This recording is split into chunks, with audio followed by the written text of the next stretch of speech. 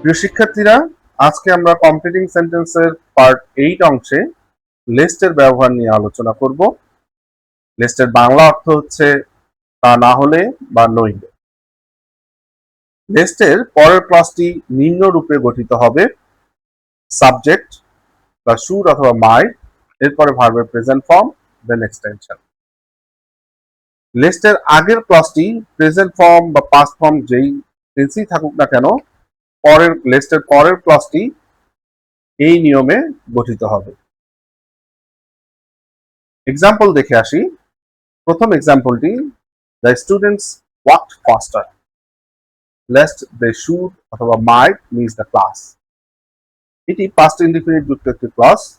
এখানে ওয়াকড ভার্বের past form এবং লেস্টের পরের অংশ they should might miss the class এই নিয়ম অনুযায়ী করা হয়েছে। ছাত্রছাত্রীরা দ্রুত হেঁটেছিল, নইলে তারা ক্লাসটি মিস করত বা মিস করতে পারত। দ্বিতীয় এক্সাম্পলটিতে আমরা যদি যাই, read attentively lest you should fail in the examination. মনোযোগ সহকারে পড়ো, নইলে তুমি পরীক্ষায় খারাপ করবে। এখানে এটা প্রেজেন্ট ফর্মে আছে এবং সেই আগের উক্তির মতোই সাবজেক্ট শুড, V1 এবং extension.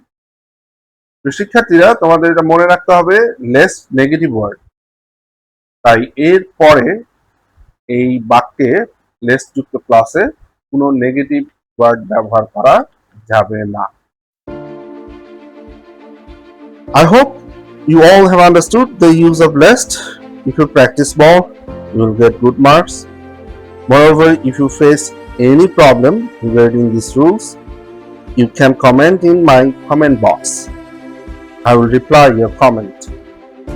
If you like this video and if you think it is helpful for you, kindly like, comment and share it.